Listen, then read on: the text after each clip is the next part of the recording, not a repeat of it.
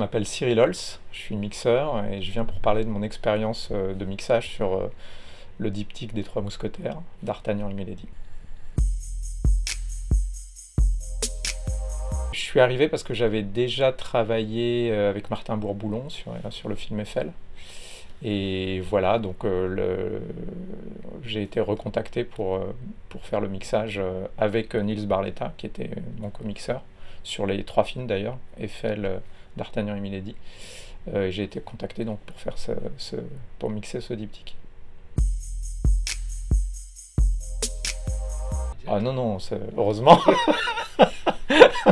Non, non, non, non, il y a vraiment des histoires de fidélité dans ce métier, comme dans tous les métiers de technicien. Je pense qu'il y a des réalisateurs avec qui je travaille depuis des décennies, enfin, au moins deux. Non, non, heureusement, ça arrive assez souvent que je retravaille avec des réalisateurs. C'est curieux, je me suis jamais posé cette question. On va dire comme dans tous les films d'époque qui sont pas soumis aux mêmes nuisances sonores, bah, ça a une influence évidemment sur ce qu'on doit signifier au son, c'est-à-dire qu'évidemment c'est très incongru si on entend une voiture qui passe, etc. Donc ça veut dire qu'à la prise de son, il doit faire beaucoup plus d'efforts pour essayer de s'affranchir le plus possible de ces nuisances, et nous pareil au mixage. Donc ça c'est un caractère, on va dire, c'est assez terre à terre, assez prosaïque, mais c'est une réalité. Après, justement, il y a tout ce qu'il faut faire sur l'univers qu'on connaît évidemment moins bien parce qu'il n'est pas contemporain, et sur ce qu'on peut s'autoriser à faire sur des films comme ça, qu'on ne s'autoriserait pas sur des films qui ont trait à une expérience du réel quotidien. Oui, j'en suis convaincu, notamment par la musique, où la musique est un score faussement classique. Il y a vraiment une grande partie du travail de Guillaume Roussel qui est très électro. Donc voilà, c'est toujours... J'ai l'impression que les deux films fonctionnent de cette manière. Il y a toujours un aspect, une façade d'époque, et un côté très moderne qui sous-tend cette façade et qui la soutient d'ailleurs la plupart du temps. Et oui, je pense que c'est vraiment une volonté de la part de Martin d'avoir choisi une mise en scène où il y a les deux strates. Oui, mais c'est pas quelque chose qui a été vraiment formulé très frontalement, mais c'était une évidence, même quand on voyait le film pour la première fois, ce fameux plan séquence de la bataille dans la forêt, dans D'Artagnan. Il y a un côté très moderne et très contemporain, donc j'ai l'impression que la mise en scène telle qu'elle est, même à l'image, pour des gens de son par exemple, nous suggère évidemment tout de suite les partis pris vers lesquels il faut aller. Donc on s'y engouffre la plupart du temps, sauf recommandation contraire du réalisateur évidemment. Non, c'est vrai que c'est pas courant parce que en général c'est rare les films qui se déroulent en deux parties. Euh, mais non, c'est pas très difficile. Ça permet aussi de prendre en compte la réaction des gens, comment ils ont reçu le premier. Même nous, ça nous influence. Et puis aussi de prendre un certain recul, ce qu'on n'a pas le luxe de faire la plupart du temps. Et aussi de se dire, d'intégrer le fait que malgré le fait que ce soit deux films en continuité, c'est pas vraiment une continuité, mais quand même, c'est un diptyque. C'est deux films différents, avec une atmosphère différente. Les personnages sont les mêmes, évidemment, mais la priorité est tout autre dans le deuxième. Et et voilà, donc c'est finalement, ils ont pas, ils ont des choses communes évidemment, mais c'est des films différents.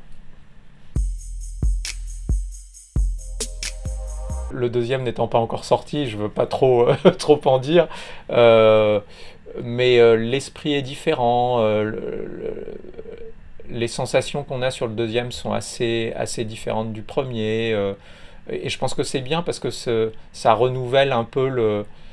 J'espère que les gens qui verront le deuxième seront déconcertés, en fait, que on les cueillera là où ils nous attendaient pas, en fait.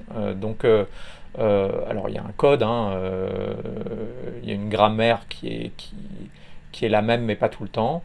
Et puis on insiste sur des personnages différents. Je- Vraiment, j'étais étonné, alors que c'est les mêmes acteurs, c'est les mêmes personnages, c'est le même réalisateur évidemment, euh, d'avoir une perception un peu différente. Non, on est parti sur les mêmes durées pour des films qui sont de durée assez équivalente, et on va dire les difficultés du mixage en elles-mêmes restent à peu près équivalentes. Donc on est parti sur la même durée, et d'ailleurs on a, on a même eu un peu d'avance là. C'est 5 semaines aussi, on est resté sur une durée de 5 semaines à deux mixeurs. Comme tous les films dits grand spectacle, donc qui contient des scènes d'action, etc., il y a un travail assez méticuleux à faire sur ce qu'on appelle les grosses séquences, qui ne sont pas forcément d'ailleurs plus compliquées que des séquences dites intimes, mais qui requièrent, ouais, une certaine méticulosité. C'est un peu un travail de fourmi pour que tout soit à sa place, que ce soit fluide, et qu'on ne se pose pas la question du son de toute façon. Et en même temps, évidemment, que ça ait un côté spectaculaire. Et il y a beaucoup d'éléments. Donc il y a beaucoup d'éléments sonores, le montage son est très riche et très dense. Donc voilà, c'est ça qu'il faut arriver euh, à mettre en œuvre de la manière la plus limpide possible. Et évidemment, il y a un gros travail sur les. C'est très dialogué comme film, donc il y a beaucoup de travail sur les paroles. Euh, sur tous les chapitres, on va dire, du son, il y a beaucoup de boulot. Ouais. C'est des films qui sont pour nous assez exaltants parce que il y a du travail. Ça faisait partie du projet de départ. Pathé sollicite et essaye de mettre en avant quand même cette technologie parce qu'ils ont des salles équipées, des très bonnes salles d'ailleurs dans Paris et en province. Donc oui, quand c'est possible et qu'un film le mérite, ils font tout. Et là, depuis le départ, ça faisait partie du projet de le faire en Atmos. Eiffel d'ailleurs avait été fait en Atmos, donc voilà, c'est un cadre qu'on connaissait bien. Moi j'ai mixé déjà pas mal de films en Atmos, et il a été décidé comme souvent, parce que moi j'incite à ce que ça se passe comme ça. On fait les choses bien depuis le départ, c'est-à-dire que la musique a été mixée en Atmos dès le départ. Le montage son a été fait dans des salles Atmos. Voilà, donc on a fait les choses bien et on a été assez jusqu'au boutiste. Après, ça ne veut pas dire que on, on essaye de, de, de surjouer cette technologie. Par exemple, moi je suis assez peu friand des effets où on oblige, sauf quand c'est un intérêt de mise en scène, mais où les gens ont à se retourner pour aller écouter un son qui est dans un haut-parleur précis, etc.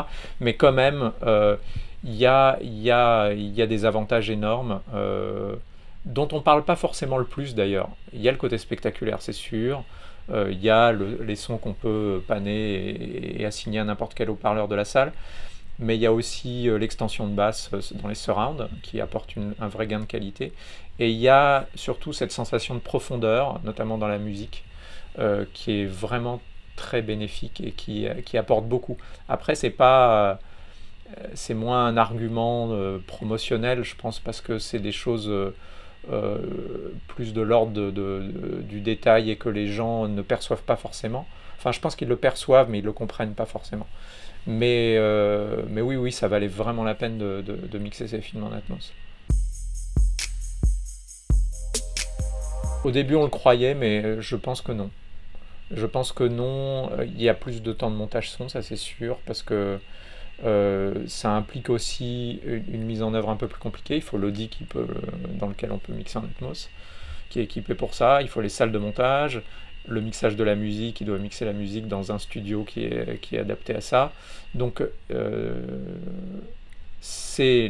à mon avis, il y a un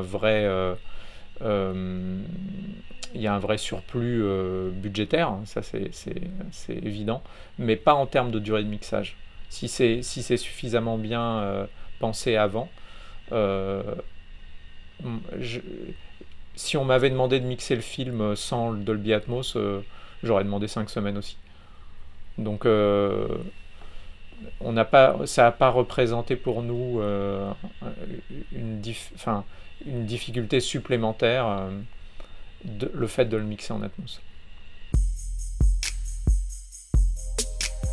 Mon actualité, c'est que là, je finis justement, on est sur les finitions de Milady.